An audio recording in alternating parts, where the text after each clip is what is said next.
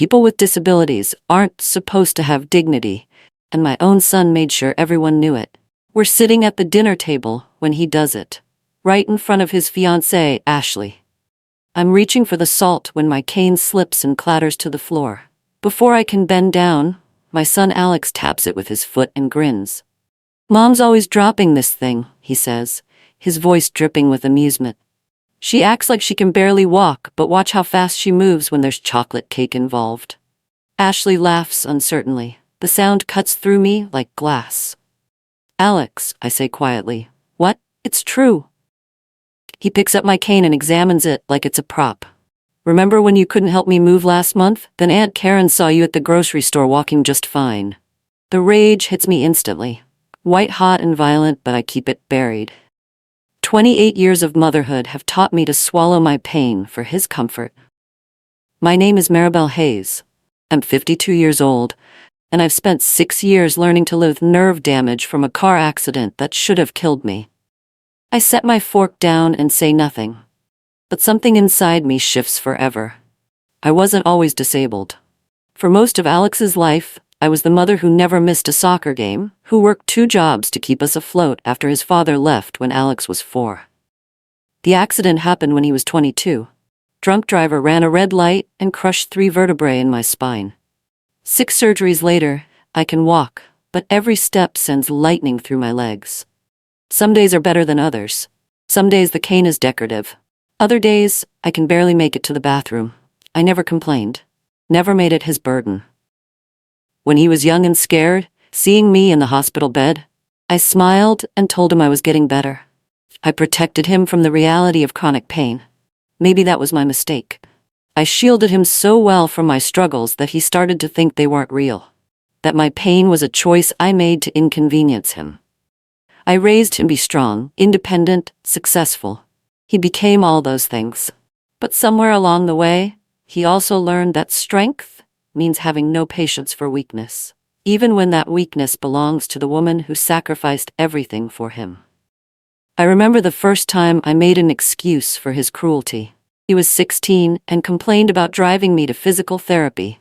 After dinner, Ashley pulls Alex aside. I can hear their whispered conversation from the kitchen where I'm loading the dishwasher, moving carefully to avoid another fall. "That was kind of harsh," she says. "What?" "I was just joking around. Mom knows I don't mean anything by it. She has a sense of humor." My family has perfected this script over the years. Every cruel comment gets reframed as stress, nerves, humor. Everyone except me gets to explain what Alex really meant. Ashley looks uncomfortable. It just seemed, "Look, you don't know my mom like I do. She's tougher than she acts. Trust me, if I really hurt her feelings, she'd let me know. But I won't. I learned long ago that expressing hurt only gives people ammunition to use against you later. Better to absorb the blow and move on." Alex finds me in the kitchen and kisses my cheek like nothing happened. "Thanks for dinner, Mom. Sorry if I got a little carried away with the teasing." Not an apology. An explanation. A way to minimize what he did without actually taking responsibility for it. I nod and smile. "It's fine, sweetheart." But it's not fine. And for the first time in 6 years, I decide not to correct the story anymore. I stop calling him every day, stop texting good morning messages, stop checking if he ate lunch or asking about his meetings. The silence feels strange after years of constant contact. When he calls me, I answer. When he texts, I respond. But I don't initiate anymore. My messages get shorter, polite but distant. "How was your day?" becomes "good." "Any plans this weekend?" becomes "nothing special." He doesn't notice at first. He's busy with work, with wedding planning, with his life. But after a week of my restraint, something shifts in his texts. "Everything okay?" he asks. "Yes." "You sure? You seem quiet." "I'm fine. But I'm not fine. I'm tired. Tired of being the mother who absorbs his frustration, who accepts his casual cruelty because he's stressed or busy or young. Tired of making myself smaller so he can feel bigger. The old me would have reassured him immediately, would have explained that I was just having a bad pain day or feeling tired, would have protected him from any guilt or worry. The new me types back, "Just tired." He asks if I'm mad. The question hangs in the digital space between us like a challenge. Ashley starts watching me differently. I catch her studying my face when Alex makes another joke about my limitations. At the grocery store, she notices how I grip the cart for support. "I'm sorry about dinner the other night," she says when Alex steps away to grab something from another aisle. I don't think he meant to be hurtful, but it's okay, I say calmly. Alex has always had a sense of humor about difficult things. It's how he copes. The lie comes easily after years of practice. Protect the family image, minimize the damage, make excuses for behavior that has no excuse. But Ashley's face shows she's not buying it. She's watching Alex more carefully now, and I can see questions forming in her mind. "How long have you been using the cane?" she asks. 6 years, since the accident. That must have been really hard, especially being a single mom.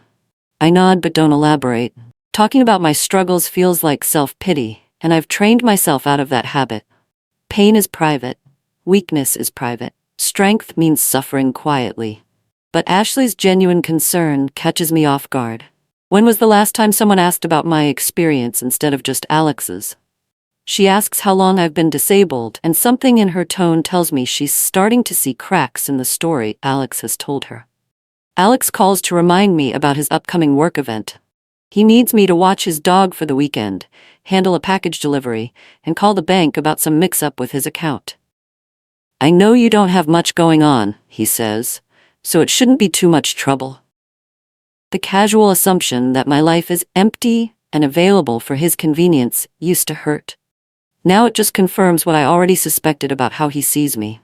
"Mom, you there?" "Yes, I can help with those things." "Great. I don't know what I'd do without you. You know how much I depend on you, right?" Old script. The same words he's used since childhood to make his demands sound like compliments. Poor helpless Alex, so dependent on his strong mother who never says no. I agree softly to everything he asks. The rage stays buried under years of maternal training. He hangs up confident that nothing has changed between us. I don't correct him. But quietly I start making different choices about what I will and won't handle for him. I don't call the bank for him. No dramatic announcement, no explanation.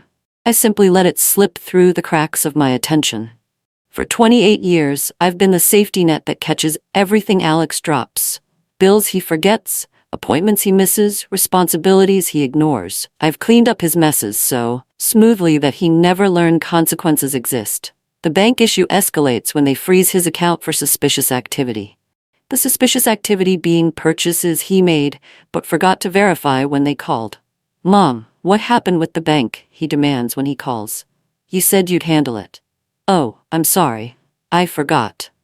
The words feel foreign in my mouth. I never forget things that matter to Alex. But suddenly, his problems don't feel like emergencies I need to solve. "Forgot? Mom, this is important. I can't access my money." "I'm sure you'll figure it out." The silence on the other end tells me he's processing something new. His mother, who has always been available, who has always fixed everything, just shrugged off his crisis. He realizes too late that my reliability was a choice, not an obligation. When Alex finally resolves the bank issue himself, he calls to lecture me about responsibility. His voice has an edge I haven't heard since he was a teenager. "Mom, I needed you to handle that. When you say you'll do something, I count on it." The entitlement in his voice triggers something primal in me. This grown man, successful in his career, scolding his disabled mother for not cleaning up his financial mess fast enough. "I'm sorry," I say without meaning it. "I've been having some difficult days with my legs." It's not entirely a lie. Every day is difficult, but I used to push through the pain to make his life easier. Now I'm choosing to put my needs first. "Well, you could have called me. I would have understood if you couldn't handle it." But he wouldn't have understood. He would have been annoyed that his mother's disability was interfering with his convenience. I don't defend myself or explain. Maternal instinct screams at me to make this right, to restore harmony. I resist it. His tone turns sharp when he realizes I'm not going to apologize properly or promise to do better next time. Ashley asks me about Alex's childhood over coffee while he's at work. Innocent questions about what he was like as a boy, what his interests were, how he handled school. I answer honestly, sharing memories of a bright, determined child who always knew what he wanted. I mention his struggle after his father left, how hard he worked to never appear vulnerable. He told me you were overprotective, Ashley says carefully. That you wouldn't let him be independent. I pause, coffee cup halfway to my lips. That's not what happened. Alex pushed for independence, and I supported it. But when he struggled, I was there. When he failed, I caught him. When he needed help, I provided it. I think maybe he means I was always available when he needed support, I say gently. Ashley nods but looks thoughtful. She mentions something Alex told her about me being clingy after the accident, how I used my disability to guilt him into staying close. The casual cruelty of it takes my breath away. I correct the story once, softly, explaining that I actually encouraged him to live his own life and never asked him to sacrifice anything for my care. She goes very quiet, and I can see her revising the narrative she's been told. Alex senses something shifting in our dynamic. He tries his old tricks to regain control. Humor first, then guilt, then authority. Mom, you're acting weird lately. Did I do something wrong? The question is designed to make me reassure him, to take responsibility for the tension and fix it. I've fallen for this trap thousands of times. No, you haven't done anything wrong. Then why are you being so distant? Ashley thinks I hurt your feelings at dinner. Here's the opening where I'm supposed to minimize his behavior and restore his comfort. Where I'm supposed to say it's fine, I understand, I'm not upset. I'm not being distant. I'm just giving you space to be independent. It's not what he expected. He can't argue with it because independence is what he's always claimed to want. I don't need space from you, Mom. I need you to be normal. Normal means available. Normal means absorbing his frustration. Normal means putting his comfort above my dignity. I am being normal, I say calmly. He asks why I'm acting different, and I can hear the confusion in his voice. He's losing the script that's always worked before. Family members start calling me instead of Alex for information about upcoming events and gatherings. They want to know what's wrong, if there's been a fight, why things seem tense. I don't vent to them. I don't accuse or blame. My restraint frustrates everyone because they want drama they can fix or sides they can take. Maribel, Alex seems upset about something. Did you two have words? Not that I'm aware of. He says you're pulling away from him. I'm just trying to give him space to focus on his engagement and career. My answers are maddeningly reasonable. No one can argue with a mother stepping back to let her adult son flourish, but everyone can sense something's wrong. Uncle Frank mentions the dinner incident, having heard about it secondhand. Alex said he was just teasing you about the cane thing. I'm sure he meant it as teasing. But it bothered you? I don't enjoy being mocked, but I understand Alex is under stress with wedding planning. Even my response is measured, protective. I'm not throwing him under the bus. I'm just not throwing myself under it either. Someone mentions the dinner, and I see the family starting to pay attention to dynamics they've ignored for years. Alex calls to remind me of everything he's done for me since the accident. Every time he drove me to a doctor's appointment, every modification he helped make to my house, every accommodation he's provided. The list is shorter than he thinks it is, but he presents it like evidence of his exceptional devotion. I've never complained about your condition, Mom. I've been nothing but supportive. Maternal guilt peaks as he recites his sacrifices. This is the weapon he's always used against me, the suggestion that my disability is a burden he's generously chosen to bear. The rage flares hot and immediate. 6 years of grateful silence, of minimizing my needs so he wouldn't feel burdened, of accepting scraps of consideration like gifts. I don't remember asking you to do any of those things, I reply calmly. The silence stretches long enough that I wonder if the call dropped. What's that supposed to mean? It means you helped because you wanted to, not because I demanded it. Don't use your choices as leverage against me. For the first time in our relationship, he has no comeback. The script he's relied on just fell apart in his hands. Alex discovers that my will, which he assumed left everything to him, has been updated. The house, my savings, my life insurance, all structured in a trust that protects my assets and ensures they're used for my long-term care. He finds out when he casually mentions to Ashley that he'll inherit the house, and she suggests he get it appraised for wedding planning purposes. The panic in his voice when he calls is immediate. Mom, when did you change your will? After the accident, I wanted to make sure I had resources for my care as I age. But what about, I thought the house would. Would what? You always said I'd inherit everything. I said you'd be taken care of. You will be, but my priority is ensuring I can afford my medical needs. It's a perfectly reasonable decision for any disabled person planning for an uncertain future. But Alex has been counting on my assets as part of his financial planning. Did you do this on purpose? Because you're mad at me? The question reveals everything about how he sees our relationship. My financial planning exists to serve him, and any decision that doesn't benefit him must be punishment. He asks if I did this on purpose, and I let the question hang in the air, unanswered. Ashley meets me privately for lunch, her face serious and concerned. We sit in a quiet corner of the cafe where Alex proposed to her 6 months ago. Can I ask you something personal? I nod, though I suspect where this conversation is headed. Has Alex ever used your disability against you, made you feel like you're a burden or like you should be grateful for basic consideration? The question cuts straight to the heart of everything. For 6 years, I've hidden this reality from everyone, including myself. Sometimes people handle disability differently than they expect to, I say carefully. That's not what I asked. She's right. She deserves honesty, and maybe it's time I stop protecting Alex from the consequences of his choices. I tell her about the dinner, about years of comments disguised as jokes, about the way he presents my needs as unreasonable demands and his minimal help as extraordinary sacrifice. Her face changes as I speak, and I can see her mentally reviewing every interaction she's witnessed between us. Her face changes permanently, and I know she's seeing Alex clearly for the first time. Alex posts a public apology on social media after Ashley pressures him to acknowledge what happened at dinner. The post is carefully crafted to make him look thoughtful and growth-oriented. I recently made some insensitive comments about my mother's disability. I was wrong, and I'm learning to be more aware of my words and their impact. My mom is incredibly strong, and I'm grateful for her patience with me.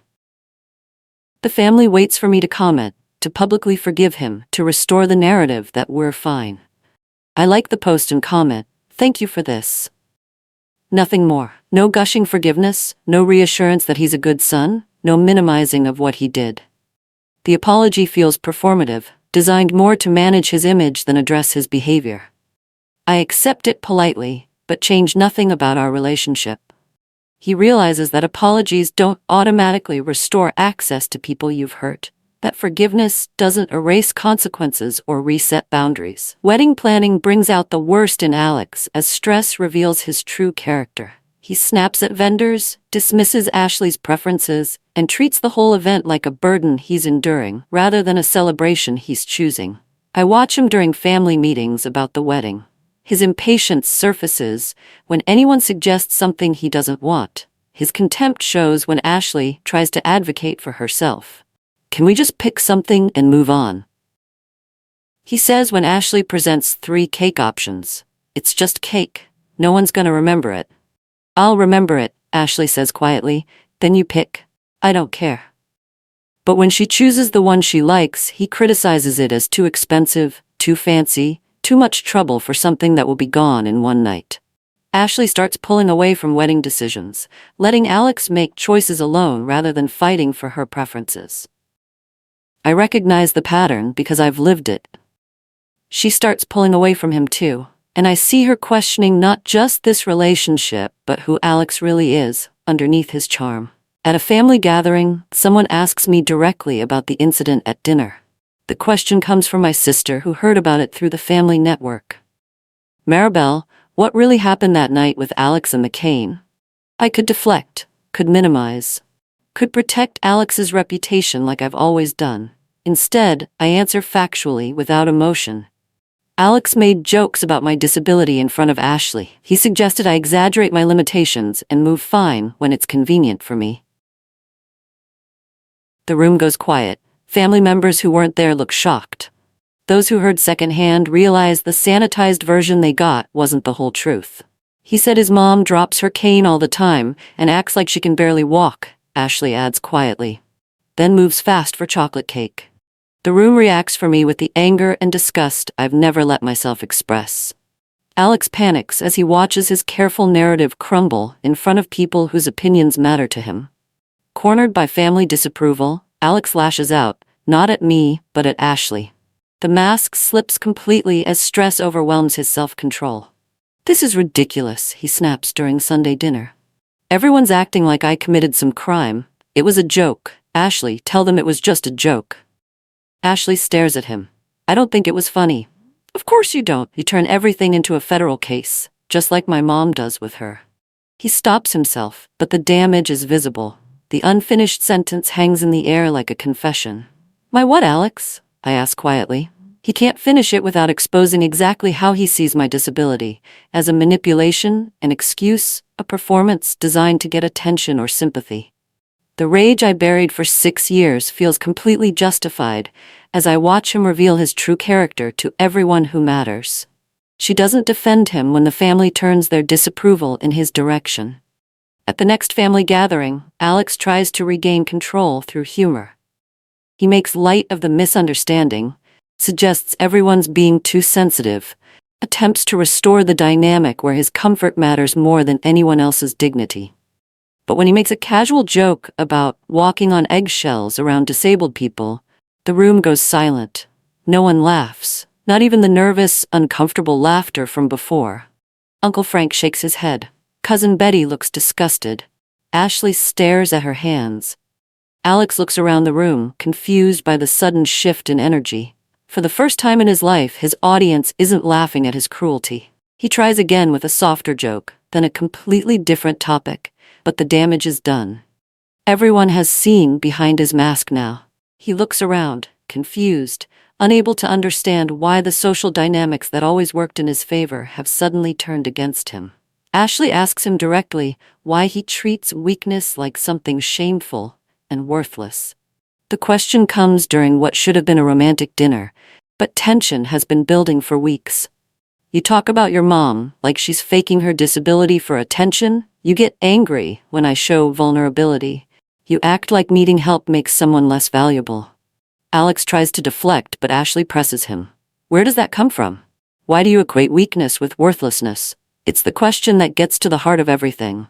Alex built his identity around strength, independence, never needing anyone. But that meant viewing anyone who did need help as weak, burdensome, lesser. He can't answer without exposing the ugly truth about how he sees the world and how he sees her whenever she's not perfectly strong and self-sufficient. I don't think that. Then, why do you treat people that way? He has no answer that doesn't reveal exactly who he is underneath all his charm and success. She steps away from him, literally and figuratively, as the conversation ends with his inability to explain himself.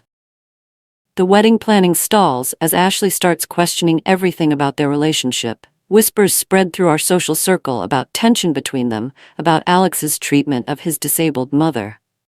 Instead of self-reflection, Alex chooses blame. At a family dinner, he accuses me of sabotaging his relationship. "Mom's been filling Ashley's head with stories about me, making me look like some kind of monster because I don't treat her like she's made of glass." The family members present look at him with expressions ranging from disappointment to disgust. "What stories?" my sister asks. "She's been telling people I mock her disability, that I'm cruel to her." "It's not true." "But you did mock her disability," Ashley says quietly. "I was there. That was one time, one joke, and now she's destroyed my reputation over it."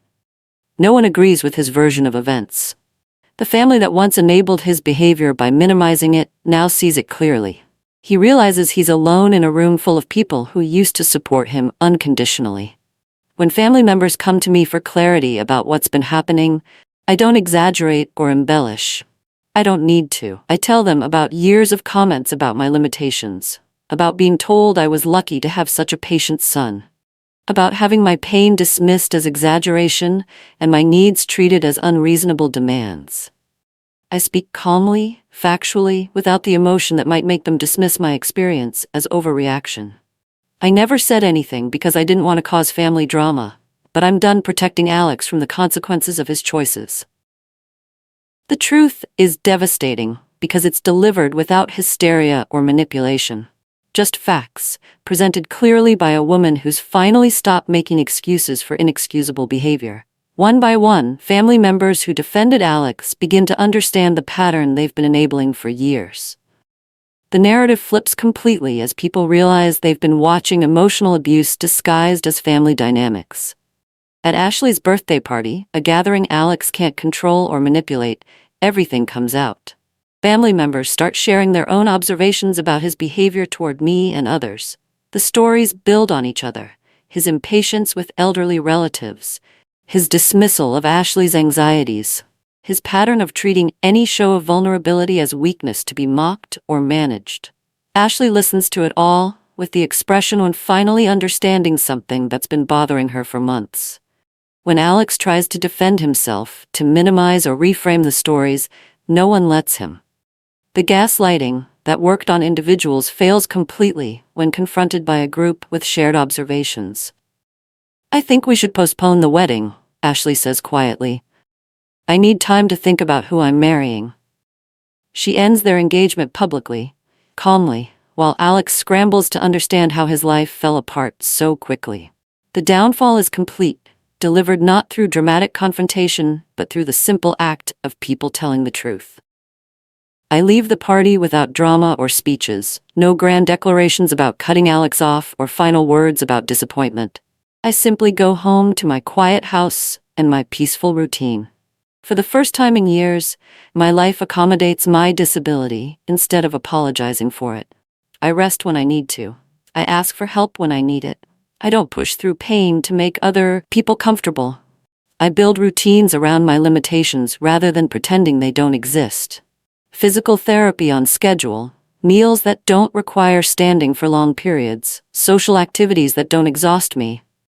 The freedom is intoxicating after years of performing strength to make everyone else feel better about my condition. I don't hate Alex.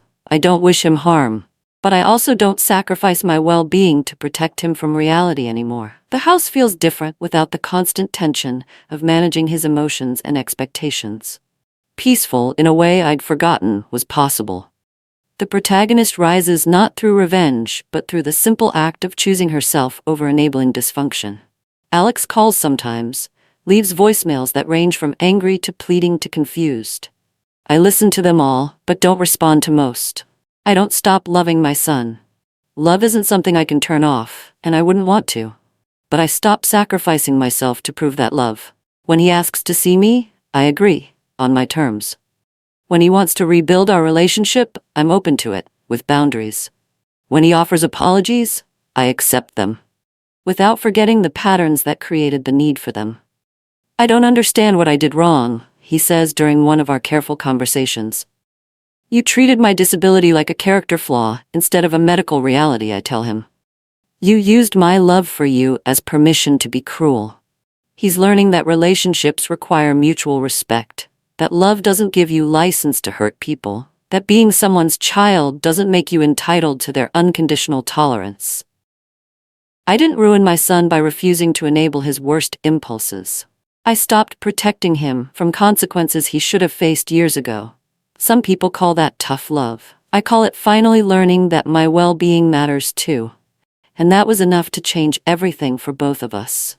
The mother I become isn't perfect, but she's honest about her limitations and refuses to apologize for having them.